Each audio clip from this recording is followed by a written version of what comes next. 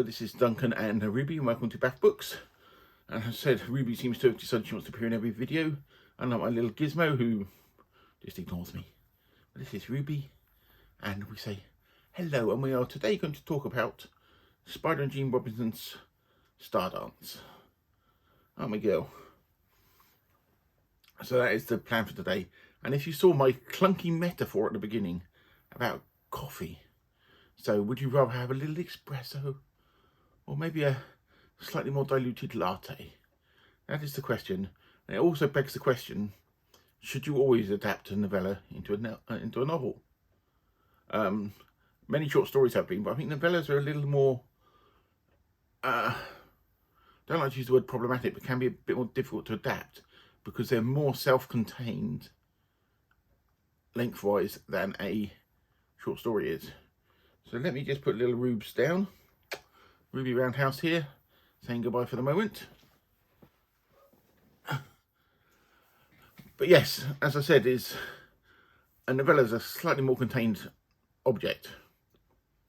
So sometimes adapting that into a novel, it's not just a case of just whacking stuff on there. So for me, at the moment, I'm preparing this longer form. I have a longer form of coffee, but book-wise, who knows? So yeah, Spider and Jeanne Robinson. StarDance is the book that I'm going to talk about today.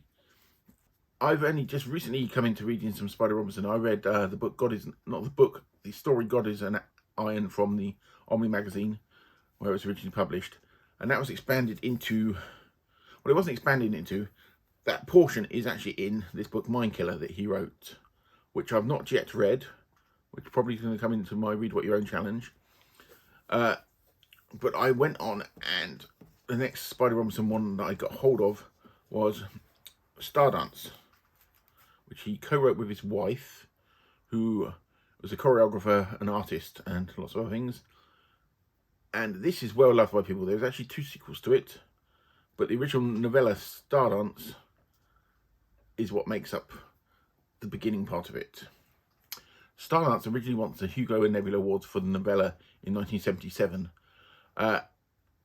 It was then later on expanded into the novel StarDance, and later on I said 2 sequels came about. But it got me questioning when should a novella be left alone? And that was the reason, because I really liked the novella, but wasn't as keen on the rest of it. After reading the novel, I questioned very much whether the novel actually watered down the impact of the original novella. StarDance is set out in 3 sections, or 3 almost books. It starts off with the original novella, which is StarDance. Then you have the StarDancers, and then you have a Starseed. Starseed actually went on to be one of the sequels. Well, not that story, but that title was taken to one of the sequels of this book. And I said, I know it's a really well-loved book by a lot of people who are, especially Spider Robinson fans. If you've not read any Spider Robinson, he was very much of this sort of new wave, well, back into the new wave, and counterculture, hippie sort of stuff. Like there's more sexual content, and I'm not pretty happy with sexual content, but most of it's pointless, and some drug references, but his ideas, for me, are there from what I have read of his work so far. So the basic outline of the story, I'm just going to outline the novella, because I don't want to spoil it. If anybody goes on to read the book, I don't want to sort of carry on. And we follow a guy called Charlie Armistead, who is a video artist, is probably the best thing. A filmmaker, in modern terms, because they use in terms of video because of when this is a thing, because they talk at one point about Betamax Video. And those of you of a certain age will remember Betamax Video, or at least the name of it. But yes, they do mention a search of a Betamax machine at one point, which made me laugh. But yes, Charlie Armistead is a filmmaker, and he films dances and likes to make them performance pieces to sell them. And he meets Shara Drummond, who is the sister of his, at the time, his girlfriend Norrie, and she is a dancer, but her aesthetic looks, they mention the fact about almost her weight and her size, but it's sort of only vaguely implied, makes her not, I wouldn't say not suitable, but more not the norm for dancers. So even though she's an incredibly good dancer, what she does doesn't really get her work. So he videos some of her dances in the idea of making films of them to sell on. And this fails drastically. They don't manage to sell anything on. So they sort of stop working together. Charlie Armstead goes off, goes into alcoholism, and it all goes a bit quiet for a while.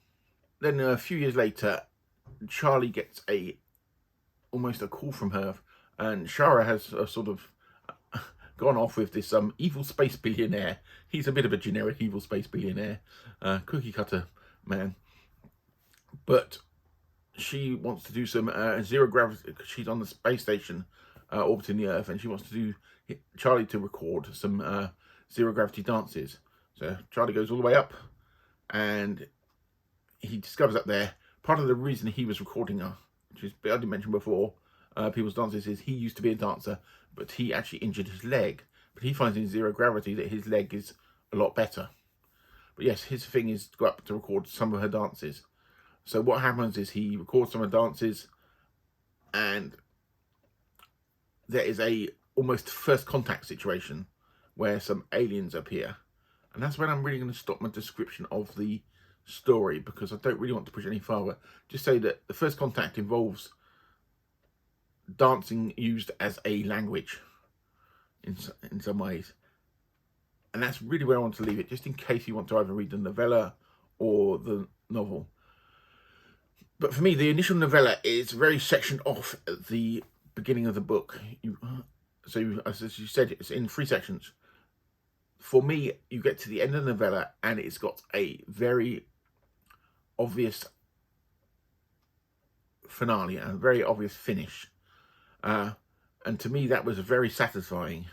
And when it expands into the other 2 sections, it almost waters down what has gone before, the sacrifices shown within that early part of StarDance, the actual novella section.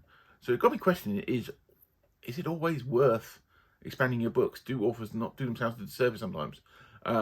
We get expanded editions of quite a few books. I've got Stephen King famously added hundreds of pages to The Stand, which I actually like both versions of it.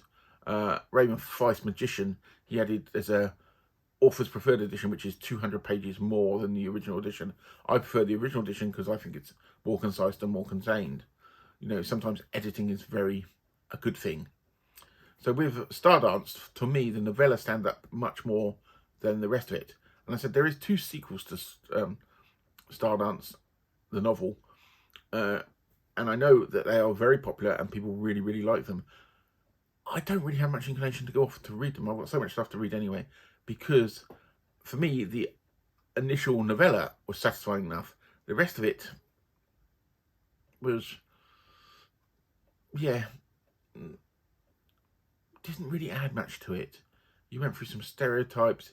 You went through people being put in danger that you knew that they had to survive, because there wasn't really any jeopardy there at all. So if you get a chance, Spidey Robinson's StarDance, read it. It's worth reading, especially the original novella. But the rest of it, make up your own mind. But I'm not 100% convinced by it. So I hope you like my little sort of quick bit on StarDance, and I will come back soon with some more content, and I will speak to you very soon. Cool, I used the word content.